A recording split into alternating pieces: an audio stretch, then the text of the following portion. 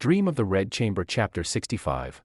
We are cracking open Chapter 65 of Dream of the Red Chamber. Which is just a masterclass in domestic drama. Oh, absolutely. It details the establishment of a secret household outside the Fengjie mansion. And honestly, if you think modern reality TV has cornered the market on messy family dynamics, you are in for a serious reality check. It really is a fascinating case study because, if the main source material is about the slow decline of a great family from the inside, Right. this specific chapter is about what happens when that family tries to export its dysfunction. Like to a private residence. Exactly. Yeah. We're focusing on Jia, his illicit marriage to Erjie, and, well, the absolute chaos unleashed by her sister, Fengjie. Yeah, and to set the stage for everyone listening, we really have to understand the stakes here. They're incredibly high. Yeah, this isn't just a casual affair or, a weekend fling. Not at all. This is a high-risk conspiracy involving multiple members of the aristocracy, secret financial transfers. It's basically a covert operation. Right, and it's all a frantic attempt to keep everything hidden from one specific person. Wen Shifeng. Yes, Jia legal and incredibly formidable wife. The source material paints this as almost military in its precision. You have Jia conspiring with his cousin Jia Zhen and his nephew Jia Rong. They select a house, they furnish it, and then they execute the move-in on a very strict timeline. They even specify the dates, right? They do. The text explicitly says the mother and the younger sister Sanji move in on the second day of the month. So they set up the perimeter first. Exactly. And then the quote-unquote bride, Erjie, arrives on the third day.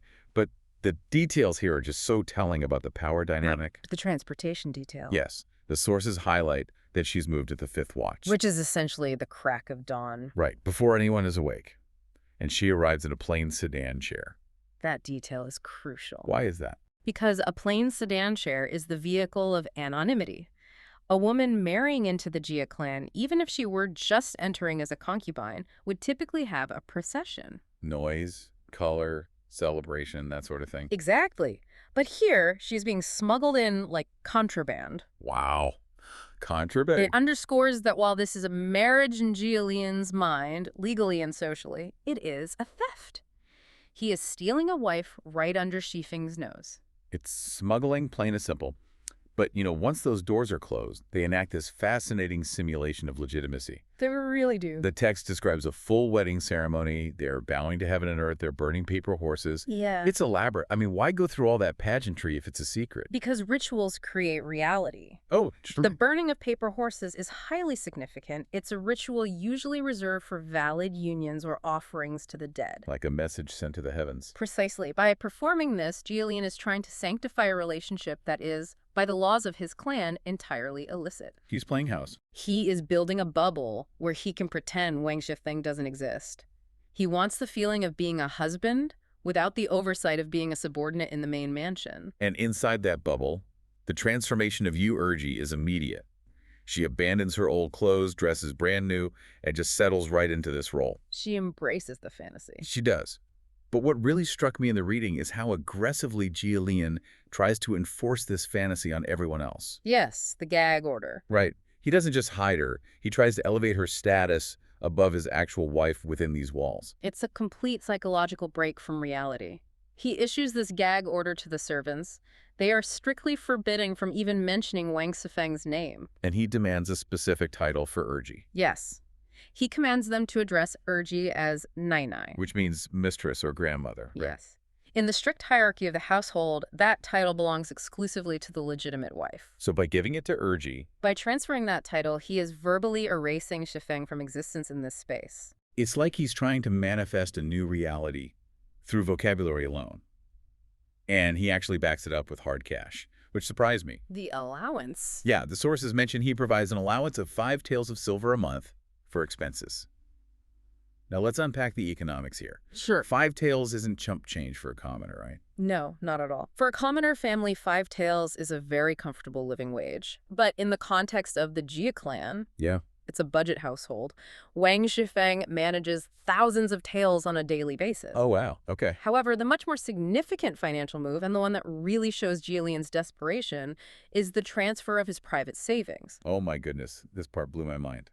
He takes his lifetime stash of accumulated wealth. Every single bit of it. Everything he skimmed off the top over the years, and he physically moves it to Erjie's care for safekeeping. That is a massive gesture of trust, but it's also about leverage. He is anchoring his financial future to this secret house. Putting all his eggs in one very fragile basket. Exactly. If Shaman finds out, he doesn't just lose the girl, he loses his entire nest egg. He's all in. He's also anchoring his emotional life there. The text explicitly says he tells Erjie all of Wang Shifeng's secrets. The character flaws, the cruelty. He complains about her jealousy all the time. He is literally handing Erjie ammunition. And then he makes that promise. The incredibly reckless promise. He tells her, and this is a quote, "Wait until she dies, and I will foster you as the legitimate wife." And Erjie, in her complete naivety, accepts this. She just believes him. She views her current status as a waiting room for legitimacy.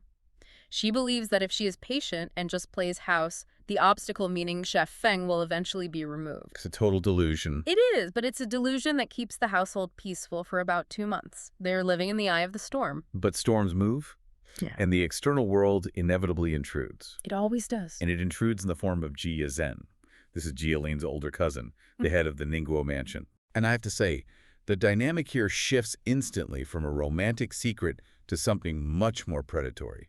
Jia Zhen's arrival changes the genre of the story entirely. We go from a domestic drama straight into a psychological thriller. Yeah, he doesn't just drop by. No, he waits until he knows Jia Lian is absent before visiting. The text describes him sneaking in at lamplighting time, supposedly because he misses his sisters-in-law. Misses them, right. But look at how he frames his visit. He jokes that he is the Baoshan. The matchmaker. The matchmaking, yes. That line made me pause. By calling himself the matchmaker, he's implying that Jia Lian and Erjie owe him. He's claiming ownership of their happiness? Precisely. He is asserting dominance. He's reminding Erjie that this entire setup, the house, the money, the secret, exists because he allowed it to exist. He's the patron. And the women know it. There is a very uncomfortable moment where Erjie and her mother excuse themselves from the room, leaving Jia Zhen entirely alone with the other sister, Yu Sanji. That scene is so difficult to read because it implies such heavy complicity. It's a family dinner, everyone is drinking, and then suddenly the mom and the married sister just disappear. They vanish. It really feels like they are handing Sanji over to him. It feels that way because, in a very real sense they are, it acts as an open secret in the family. Wow. The text implies a prior history between Zhen and the sisters. There's this vagueness about their past interactions. The mother and Erjie are navigating a brutal survival strategy here. Keep the powerful man happy so the money keeps coming. Exactly. They're trading Sanji's company for their own security. They're sacrificing the sister to save the household. It creates this suffocating atmosphere of transaction. And what I really love about this chapter is that while this tension is building above stairs, the source material gives us a brilliant counter-narrative from below stairs. The servant's perspective. Yes. We get a scene in the kitchen with the servants that serves almost as a Greek chorus to the whole mess. This is one of the most insightful passages in the chapter. Usually servants are invisible in these grand narratives, but here the camera lingers on them. We see Baoyer's wife drinking with the page boys. Right. Longer, who serves Jia Lian, and Sheer and Shower, who serve Jia Zhen. These are the people who actually make the conspiracy function on a day-to-day basis. And they are utterly cynical about it. They aren't loyal retainers at all. They are harsh critics. Baoyer's wife is hilarious. She openly mocks her husband for being oblivious and subservient while she manages the actual affairs. But the interaction between the page boys is what's truly fascinating. Yeah, you have servants from two different masters meeting in this secret kitchen, realizing both their bosses are up to no good right under the same roof. And their reaction isn't shock or moral outrage. Not at all. It's solidarity. They say, we are afraid of breaking curfew, so we'll just sleep here. They agree to cover for each other to avoid any trouble. It's a conspiracy of silence among the staff. They know the masters are corrupt, so they might as well get a night of drinking out of it. But then, right in the middle of this, the author gives us a very heavy-handed, almost cinematic metaphor. The horses. While the men are drinking, the horses in the stable start fighting. They literally start kicking each other. Right. The text says 2 horses at the same trough could not tolerate each other. It mirrors the masters perfectly. Oh, absolutely. You have Jillian and Jia Zhen, two stallions of the Jia clan, if you will, feeding at the same trough, meaning the Yu sisters. That is not subtle. It's not meant to be subtle. It's an alarm bell. The servants have to rush out to separate the animals, and the noise creates this immense sense of foreboding for Erjie inside the house. She hears the kicking and the neighing. And it amplifies her anxiety. It perfectly foreshadows the collision course these two men are on. And sure enough, the collision happens. Jillian comes home unexpectedly. The worst possible timing. The domestic fantasy is completely shattered because the other man, his powerful cousin, is right next door with his sister-in-law. This is the moment where Erjie cracks. She is terrified. She tries to hide her anxiety at first, but eventually she confesses. She lays it all out. She tells Lian, "This isn't a long-term solution. I'm worried about the future, and I'm worried about my sister." She is basically begging him to take charge, to define some boundaries. And Jillian's response is, well, it's pathetic. It really is. He dismisses her fears completely. He claims he's tired, says I'm not the jealous type, and admits he knows all about the history between Zen and the sisters. He doesn't care. He basically says, since he's like a brother to you, I'll break the precedent and just go join them. This is where the hierarchy we discussed earlier crushes any sort of moral code. How so? Jillian should be the protective husband and brother-in-law. He should be furious that another man is with his wife's sister in his private house. Right. Instead, he defers to Jia Zhen because Zhen is the older cousin and the clan head. He prioritizes his status as a subordinate cousin over his status as a protective husband. It's so cowardly. He walks into the room where Zen is with Fengjie, and he plays it cool. He acts subservient to his big brother to smooth things over. He actually apologizes for interrupting. He says, "Big brother has done so much for me, I'm grateful. It's deeply uncomfortable to witness." And then, in a move to regain some sense of control, because he clearly feels small next to Zen, he tries to punch down. Right, he turns his attention to Fengjie. He treats her like a hired escort. Yeah, he tells her to come over and pour wine for her frantic little brother-in-law. He is trying to force her into the role of the fun girl. He wants to normalize this highly irregular situation by making Fengjie serve them. He thinks he bought her compliance. Exactly. He thinks that because he pays the rent, he owns her dignity. He assumes that because Erjie is submissive, Fengjie must be submissive too. And this is where the dynamic and the character Fengjie pivots violently. Yes. Because she doesn't pour the wine. She doesn't giggle. She absolutely explodes. Yeah, this is one of the most electric scenes in the entire novel. Fengjie refuses to play along. She stands up on the kang, the platform bed, literally towering over these two powerful men. And she unleashes a verbal tirade that strips away every shred of their pretense. She calls them mixed flour, trying to pass as clear water. That's such a devastating insult in this context. She's calling out their hypocrisy. They are impure, rotting from the inside despite their fine clothes and high status. Exactly. She accuses them of treating the sisters as Fentu, essentially whores, just because they spent a little bit of silver. She sees right through them. She completely rejects their narrative of romance and family, and she names it explicitly as exploitation. But she doesn't stop at just insulting them. No, she drops the nuclear option. Yeah. She threatens to go straight to Wang Shifeng. She weaponizes their absolute biggest fear. She says she will go to the main mansion, expose everything to that difficult wife, and tear out their insides before fighting Shifeng to the death.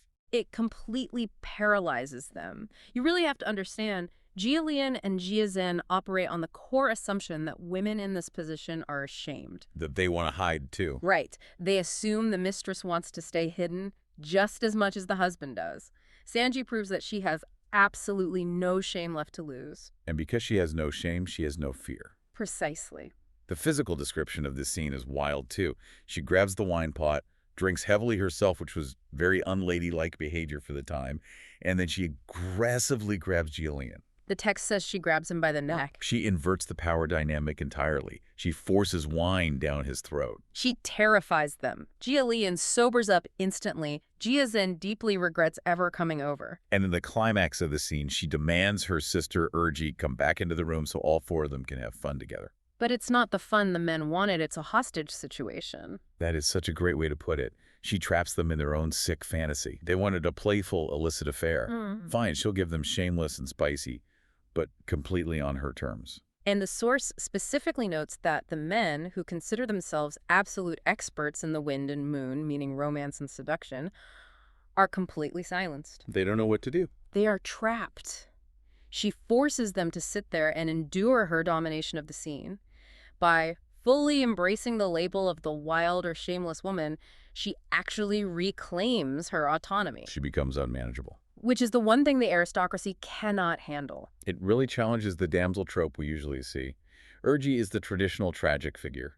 She cries, she hopes, she relies entirely on the man to save her. While Fengjie sees the system is completely rigged. She realizes these men are mixed flour, and she decides that if she's going down, she's taking their peace of mind down with her. Erjie bets on compliance. Sanji bets on chaos. And in this specific moment, chaos absolutely wins. It stops the predators dead in their tracks. Because they have too much to lose. They have their reputations, their status, their domestic peace with shipping. Sanji leverages the fact that she has nothing to lose. It's a moment of chaotic justice. It's messy, it's fueled by alcohol, but it undeniably works. These are guys who are entirely used to running the show. Right. They expect women to be quiet, ornamental. Obedient. Exactly. And then right in the center of the room, there is a woman. And she is in a state of absolute disarray. Which is already a massive disruption. Right. Her hair isn't done up in some intricate formal style. It is completely loose. She is wearing a bright red jacket, but it is half open. Oh, wow. Yeah, you can actually see a green undershirt. You can see the white skin of her chest. She's practically undressed. Which is a completely scandalous image for that era. But here's the kicker, right? You would expect a woman in that state, surrounded by those men, to be vulnerable. Sure, maybe even scared. But she isn't. Not at all. She's completely dominating the space. And the men, these powerful brothers, What are they doing? they are terrified. They are frozen solid. It is a complete and total inversion of the social order. It really is. Honestly, if you have heard this referred to as a romance story, that really does it a disservice. Oh, entirely. This is a survival manual. It is a brilliant case study in how two very different women navigate a system that is rigged to crush them. Because we've got the Jia brothers, right? Jia Lian, Jia Zhen, and Jia Rong. And they really think they are the players in this scenario. They think they are in charge, but we're going to see what happens when the game board gets flipped. And it gets flipped violently. Yeah, so let us start with that visual of Sanji again, because the text spends a lot of time on exactly how she looks. It really does. It is not just the authors saying she was pretty. No, it is incredibly specific. Right. You mentioned the red jacket and the green trousers. Mm-hmm. That color combination, red and green, is often associated with a kind of rustic, almost garish vibrancy. It is very loud. It is loud, but if you look closer at the description, there is so much more happening. Right, like the feet. The text mentions she has golden lotus feet, which I know means bound feet. Yes, exactly. But here's what I really do not get. Bound feet were physically crippling, right? Horrifically so. They were supposed to make women fragile, unable to walk far, completely dependent on men.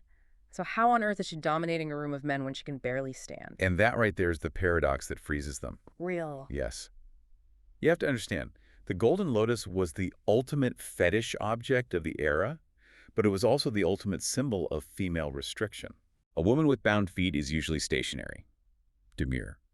But the text says she is reclining and her feet are tilted up. Oh, wow. She is using this symbol of her oppression as a prop for her dominance. She is completely casual with it. So she is taking the very thing that is supposed to make her weak, and she is just flaunting it. Exactly. And look at the earrings. The text says her earrings are like swings. Lucky King Can. Swings! Like on a playground. Think about the physics of that. For heavy earrings to look like swings, you have to be moving. You have to be animated. She is not sitting still with her eyes cast down. Her head is moving. She is laughing. She is drinking. She is taking up space. Yes, and the earrings are catching the lamplight. It creates this intense sense of kinetic energy that these men just are not used to dealing with in their own home. There is this phrase the text uses to describe her eyes after she has had some wine. It calls it, well, the translation I saw said lewdness or dissoluteness. Yin-tai. Yin-tai, yes. That sounds really harsh. Is the author saying she is, I do not know, trashy? Yeah. Or immoral? That is the surface reading, certainly. But if you look at the actual effect she has on the men, it is clearly a performance. How so? Well, in this context, men consume women. Women are the entertainment and the men are the audience. Sanji decides to act so aggressively lewd, so overtly sexual, that she actually becomes the consumer. Wait, so she is out creeping the creeps. Ah, In a way, yes. The text actually says it was as if she was soliciting the men, not the other way around. That is mind-blowing. She is treating them like the object. She is staring at them, pointing at them, laughing at them, and it just breaks their brains. They literally do not know what to do. The Jia brothers, Jia Zhen and Jia Lian, are described as being restrained or forbidden by her attitude. They lose the power of speech. That is wild. The text says they did not have a sounding word left in their mouths. She basically short-circuited them. She overloaded their circuits with a performance of absolute excess. And then the ultimate power move comes right at the end of the night. Oh, I loved this part. When she is done drinking, she does not wait to be dismissed by the men. No, not at all. She kicks them out. She actually chases them out of the room. And then she locks the door and goes to sleep alone. That locking of the door is crucial for you to notice. For a woman in her position, because she is technically a guest, right? right, she is socially vulnerable, relying on their charity. So for her to claim physical autonomy over her space, that is a revolution.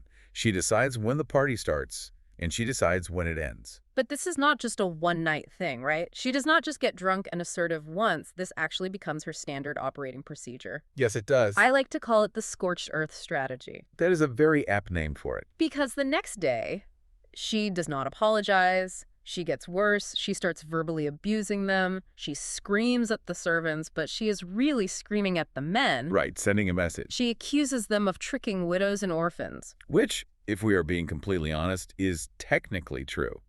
The Jia brothers have set these sisters up at a secret house, largely just to have access to them. It is a super shady arrangement. It is. Fengjie is just saying the quiet part out loud. She is very loud about it, but the part that really confused me was the spending. She becomes an absolute nightmare to budget for. Oh, the spending is fascinating. The text says if they bring silver, she demands gold. If they bring pearls, she wants gems. It is punitive consumption. And she is eating fatty geese and ducks. And if she is not happy with the meal, she just throws the table over. But the clothes, explain the clothes to me. She literally takes scissors to silk and satin. Yes. If the clothes are not perfectly to her liking, whether they are new or old, she cuts them to pieces. But why? I mean, silk is not cheap. If she is trying to survive in this messed up situation, shouldn't she be hoarding this stuff? Why destroy it? Think about what the silk actually represents in this world. Okay. It is value. It is the men's wealth and their power. 100%. By tearing it up, she is physically demonstrating that she does not respect their money. There is a rhythm to it in the text. She rips the strip of silk and curses a sentence. Rip, curse. Rip, curse. She is, as the text explicitly says, taking the value out of them. Taking the value out of them. That is such a cold, calculated line. It is incredibly calculated. But is that not just massive self-sabotage? She is biting the hand that feeds her. Her mother and her sister Erjie are completely freaking out. Of course they are. They tell her, you are ruining everything. We need these guys. And Sanji's response to her family is the absolute key to her entire psychology. She looks at her sister and essentially says, "You think we have a future here. We do not." She calls the men living treasures, which I assume is not a compliment in this context. No, it is heavy sarcasm. She means they are priceless fools. But then she drops the real reason for her behavior. She mentions the fierce woman at the main Jia household. The fierce woman. Now, the text does not name her in this specific line, but Fengjie seems terrified of her. Is this a specific person, or is she just scared of the matriarchal hierarchy in general? Oh, it is a very specific person. She is talking about Wang Shifeng, Jia Lian's legal, legitimate wife. And she is not someone you cross. Clearly. She is brilliant, she is powerful, and she is notoriously jealous. She is the kind of person who, if she finds out her husband has set up a secret household with two beautiful sisters. Oh, boy. Well, let us just say wrath is an understatement. So Fengjie knows the clock is ticking on this whole arrangement. Precisely. Fengjie tells her sister, if we hide this from her, we are only safe for now.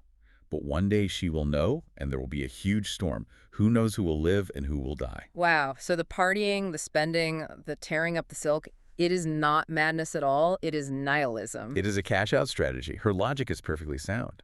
Since the crash is inevitable, since the fierce woman is coming to destroy us anyway, I am going to extract every ounce of enjoyment and revenge I can right now. That makes her seem much less like some crazy ex-girlfriend archetype and way more like someone who sees the Titanic hitting the iceberg while everyone else is still ordering drinks at the bar. She is the only realist in the room.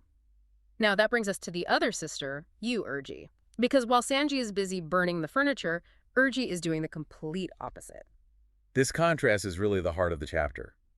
If Sanji is resistance, Erjie is pure compliance. Poor Jialian. He leaves Sanji's room, totally battered and abused, and goes over to Erjie's room. And it is like stepping into a different universe. The universe of soft deference. The text says Jialian repented when he saw Sanji, meaning he regretted getting involved with her in the first place. But he found total solace with Erjie. Erjie is described as gentle, obedient. She consults him on everything. She treats him like her lifelong lord. She is performing the role of the perfect traditional wife. And the text makes a very bold claim here. It compares her directly to Wang Shifeng, the fierce wife we just mentioned. Yeah, it says Erjie is 10 times better than Jifeng in gentleness and harmony. And 50% better in looks. Yeah. That is the narrator telling you that, on paper, Erjie is the superior partner. She is everything the society says a woman should be. She does not rely on her own talent or authority. She just submits completely. Exactly. But there is a but. There is always a but with these wealthy guys. The stain. Right, the stain. The text mentions that Erjie has lost her footing in the past. It hints at a history that is considered lewd or immoral. Basically, she is not a virgin, and she has a reputation. And in 18th century China, for a woman seeking a respectable, secure position, that is usually a complete deal breaker. You are seen as spoiled goods. But Jialian's reaction here really surprised me. I fully expected him to be judgmental, but he is weirdly forgiving. He really is. He says something that feels very out of place for a feudal lord. He says, who hasn't made mistakes? Correcting them is enough. Who hasn't made mistakes? That is actually really sweet. It suggests he values her present goodness much more than her past lewdness. It shows that he genuinely cares for her. The text says they are living in a state of glue and lacquer. Meaning they are inseparable. Exactly. So Erjie's strategy seems to be working for her. She is being good, she is being loving, and she is just hoping that love is enough to protect her from the fierce woman and all the social rules. Right. But even in this little bubble of love, they have a massive problem. And the problem is Sanji. Because you cannot have a scorched earth policy running in the guest bedroom forever. Erjie actually tells Jialian, look, we have to do something about my sister. She is going to cause a major incident. And this leads to a fascinating conversation between the men.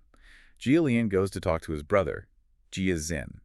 And Jia Zhen, who is usually the alpha male, the one who just takes what he wants, he admits he's terrified of her. The metaphors they use to describe her are just so visceral. Jialian calls her a piece of fatty mutton that burns the mouth. Think about that image. Yeah. Fatty mutton. It is delicious.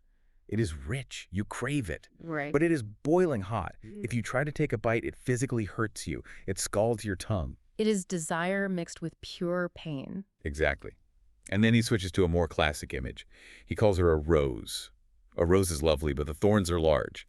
He tells his brother, we might not be able to tame her. Tame her. They talk about her like she's a wild animal. Because she completely refuses to be a pet. So they come up with a plan. They decide they need to marry her off just to get her out of the house. But, and this just shows how much power she has grabbed, they are too scared to just arrange the marriage. They realize they have to ask her permission first. Which is incredibly rare. Unheard of. Usually the male head of the household just makes the deal and that is that. But Sanji has become a distinct political entity in the house. They literally have to negotiate with her. So we get to the big showdown, the family meeting. It is a lunch with Erjie, the mother, and Sanji. And Erjie starts to gently bring it up like, hey, maybe it is time to settle down. And Sanji, being sharp as a tack, cuts through the noise immediately. She knows exactly what this lunch is about. She starts crying. And for a second, I thought, okay, here comes the breakdown. She admits she has a shameful past. It is a rare moment of vulnerability for her. She says, I am not a fool. I know about the ugly things that happened. But then she pivots right back to absolute strength. She essentially says, fine, I will marry. I will change my ways. Yeah. But, They choose that. and is the condition. Yeah. She absolutely refuses to be traded. Yeah. And she sets the bar in a way that completely confuses the Jia family. She lists off these legendary historical figures. She says, even if he is richer than Xichong, who was like the Elon Musk of ancient China, Right. or has the looks of Pan An, the ultimate historical heartthrob. She says, if I do not like him, I will not go. She is rejecting the standard currency of the entire marriage market. Wealth, status, conventional beauty. She is saying, those things do not buy me. So Jialian thinks, okay, you want the best, I can get the best. And he starts guessing who she wants. He guesses Baiyu. Right, and Baiyu is the protagonist of the whole novel. He is the heir. He is the golden boy. If you're climbing the social ladder, Baiyu is the very top rung. And Sanji, she spits. She literally laughs in his face. She says, we 10 sisters cannot all marry your 10 brothers. That line is just scathing. She is rejecting the idea that the Jia family is the center of the universe. She is asking, is the world so small that only your family has men in it? She bursts his bubble completely, and everyone at the table is shocked. They're thinking, well, who else is there? Who could possibly be good enough if Baiyu is not? And this is where she drops the bombshell.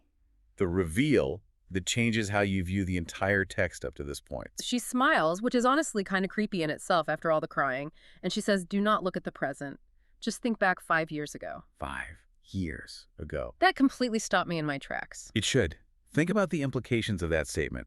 For this entire discussion, we have been analyzing a woman who seems chaotic, impulsive, lewd, drinking with men, tearing up clothes. We thought she was just spiraling out of control. But she wasn't spiraling, she was waiting. She has been holding on to a singular, crystal-clear image of a man she met 5 years ago, a man named Lu Erling. The scene shifts. Imagine for a second that you are a fly on the wall in one of the most elite and secretive and frankly dangerous households in Imperial China. Oh, yeah. But you're not in the main hall listening to the official speeches or the polite poetry recitals. You are in the back room. The master is away on business. Right, the coast is clear. Exactly. And his secret second wife, who technically shouldn't even exist, has pulled a servant aside. She's poured him a giant cup of wine, handed him 2 plates of expensive food, and basically said, tell me everything about the people I just married into. It is the ultimate backstairs gossip session. It really is. But the stakes are incredibly high here. This isn't just idle chatter. It is survival intelligence. Yeah. It's the kind of honest briefing you only really get when the boss is out of town and the liquor cabinet is wide open. To map out the power dynamics of the massive Jia household, but from a completely different angle than usual. We're seeing it through the eyes of a slightly drunk and very honest page boy named Xinger. It's such a fascinating perspective shift. I mean, usually when we read this text or talk about history, we see the Jia family from the top down. You know, we see the rituals, the grandmother, the strict Confucian order. Right, the official version of things. But here we have Xinger, a servant, giving the new girl Erjie the actual lay of the land. And frankly, the map he draws for her is terrifying. It's like finding out the company you just joined is actually a Shark Tank. Yeah, a total nightmare. So let's set the scene before we get into the dirt he dishes out, just so everyone listening knows exactly where we are. The situation is messy. Very messy. Erjie is the second wife of Jialian the Master, but he's married her in secret because he is absolutely terrified of his actual wife, the legendary Wang Shifeng. So he stashed Erjie away in a separate house, totally off the grid. Right. And in this scene, Jialian has been summoned away to his uncle's house for a few days. So the cat is away, so to speak. And the mice are drinking wine. Exactly. Erjie is isolated, she's bored, and she suddenly realizes she knows absolutely nothing about the main household she's theoretically a part of now. So she grabs Xinger, who is Jialian's trusted page boy, and decides to bribe him with treats to get the inside scoop. And Xinger is more than happy to oblige. The source material describes this great visual where he's not standing at attention like a proper servant. He's squatting on the edge of the Kang. Oh, that's such a crucial detail. Yeah, and we should probably pause there for anyone listening who isn't an expert on traditional Chinese architecture. What exactly is a Kang? Oh, good catch. So, in northern Chinese architecture, especially back then, the Kang is everything. It's a raised platform, usually made of brick or clay, that's heated from underneath by a stove. So it's like a giant heated floor, but elevated? Right. In the winter, it's the warmest place in the house. It serves as the bed at night, the living room couch during the day, and the dining area during meals. It is the absolute seat of honor in the domestic space. So for a servant like Xinger to be squatting on the edge of his mistress's Kang, her literal bed and living room, while drinking her wine. That is a massive breach of protocol. It's huge. It signals instantly that the rules are suspended. The hierarchy has dissolved for this one conversation. This is raw data, unfiltered by manners or protocol. And once he starts talking, he really does not hold back. He starts by explaining his own position. He works at the second gate. He tells Erjie that the servants are basically split into two camps. The factions. Right, the factions.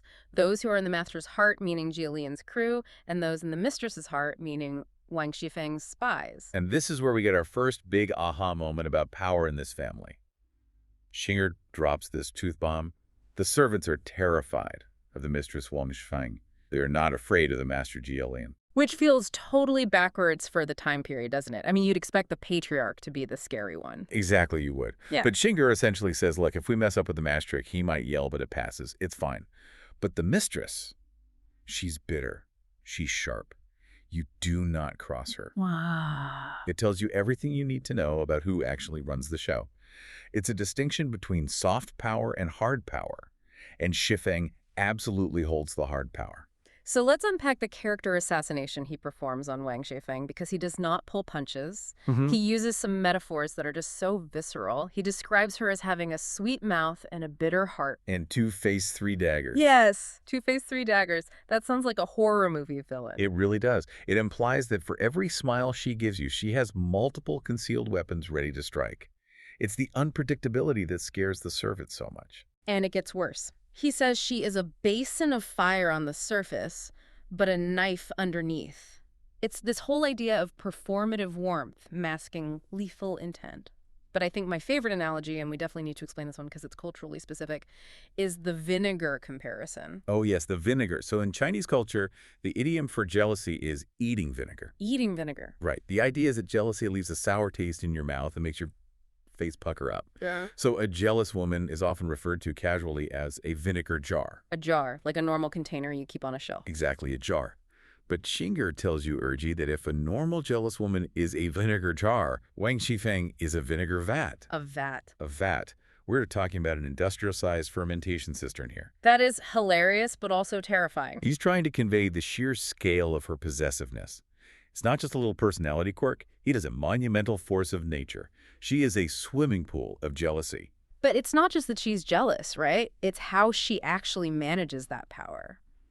Xing'er breaks down her management style, and honestly, it sounds like a modern corporate nightmare. Oh, cool. He explains that she manages up perfectly. She sucks up to Grandmother Jia and Madame Wang, making them love her. She is the ultimate manage-up, kick-down boss. We have all met one of those. Yeah.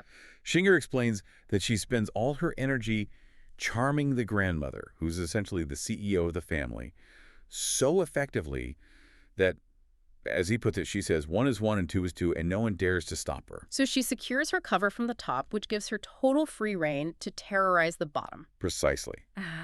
While she's charming the top brass, she is stepping on everyone else. The servants hate her. Even her own mother-in-law, Lady Xing, can't stand her. That's saying something. Xing'er mentions that she's bitter toward the staff, harsh with money, and shifts the blame to others whenever things go wrong. She creates this shield of approval from the elders so she can wield a sword against everyone else. And there's this chilling warning he gives Erjie right after this. He says, better you never meet her in this lifetime. Yeah. He looks at Erjie, who is gentle and soft-spoken and civilized, and basically tells her, you are bringing a knife to a nuke fight. He explicitly says, your gentle nature is no match for her. And this is the crux of the danger here. Erjie thinks she's entering a marriage, but Xing'er's telling her she's entering a war zone. Right. And he's trying to warn her that her best quality, her kindness, is actually going to be a liability. But there is one person who survives Shimon, right? One buffer zone in this whole mess, and that's Pinger. Right, Pinger. She is Shifeng's chief Mei and confidant. Xing'er describes her as the only reason the servants are still alive, honestly. Why is that? I mean, why does the vinegar vat tolerate Pinger? Is she just lucky? Not at all. It's a masterclass in survival strategy. Xing'er explains that Pinger survives because she does not pick fights over the husband. She is technically a concubine, but she stays loyal to Shifeng first. She actively distances herself from Jialian to prove she's not a threat. And Xing'er gives these really gritty details about their domestic life to prove it. He says Shifeng barely lets Jialian touch Pinger, and if Jialian so much as looks at another maid, Xingfen would beat that maid into a rotten sheep's head. That image, a rotten sheep's head, really drives home the physical violence that underpins Xifeng's control. It's so grotesque. It is, but it's effective. It shows that Xifeng's jealousy isn't just passive-aggressive remarks, it's physically aggressive. Pinger's the exception that proves the rule. Right, she has to walk on eggshells. She's a good person, according to Xinger, who often helps the servants out behind Shifeng's back. But she only survives by completely suppressing her own relationship with the husband. She has to neuter her own life to survive. Wow. So we have the terrifying mistress and the diplomatic buffer. But then Xinger takes Erjie on this mental tour of the rest of the women in the house, the sisters and the widow.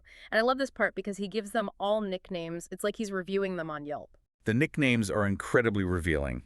It shows how servants categorize their masters based on one single metric. How much trouble do they cause me? That makes total sense. So first up, there's Li Wan, the widow. He calls her the great bodhisattva. Now, a bodhisattva is a figure of infinite compassion in Buddhism.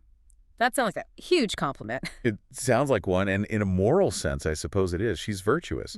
But in the context of household politics, it specifically means she's totally hands-off. She manages the younger girls' needlework and behavior, but she doesn't get involved in the power struggles. She's neutral ground. She's basically a statue. She won't hurt you, but she definitely won't save you either. Then we get to the daughters of the house, and this is where Xinger gets really colorful. He calls the second Miss Yingchun the second log, or just wood. Poke her with a needle and she wouldn't say ouch. That's his literal assessment. That is brutal. It paints her as incredibly passive, almost tragically so, because to a servant, a master who can't give orders or stand up for themselves is just furniture. She has no bite. She's dead weight in the political game. Contrast that with the third Miss Tuncheon. He calls her the rose. Beautiful and fragrant, yes. But he emphasizes the thorns. Xinger explicitly warns Erjie that Tuncheon is sharp. He uses this fantastic phrase, a phoenix hatched from a crow's nest. A phoenix from a crow's nest. That is such a specific and poetic observation for a servant to make. It is. And it shows he respects merit over birthright. He recognizes that even though her mother isn't the primary wife, she's born to a concubine. Tuncheon has this stuff.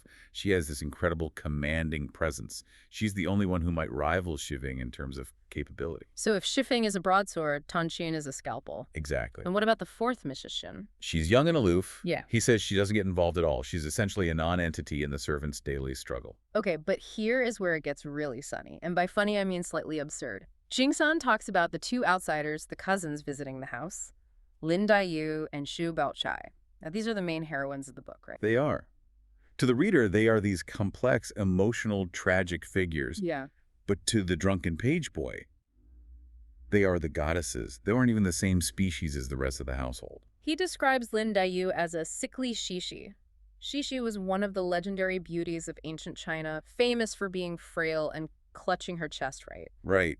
He says Daiyu is full of essays and intellect, but she's so frail she might just blow away. She's beautiful, but in a scary, sickly way to them. And Xu Baochai is described as being made of snow. Cold, pure, and completely untouchable. And then he tells this joke about how the servants behave around them. He says they don't even dare breathe. It's a wonderful bit of hyperbole. Yeah. He says if they breathe too hard, the wind might blow the frail Lin Daiyu over. And if their breath is too warm, it might melt the snowy Xu Baochai. That cracked me up. Just don't melt the guest, guys. It is funny, but look at what it says about the social distance here. With Shifeng, the servants are terrified. With the sisters, they are judgmental, calling them logs or thorns. But with Daiyu and Baochai, there's just this massive gulf. They're on a pedestal. They are celestial beings, completely removed from the gritty reality of the servants' lives. They're too delicate for the real world. Admirable, perhaps, but totally alien. So if we step back for a second, Xinger has just laid out the entire battlefield for you, Erjie.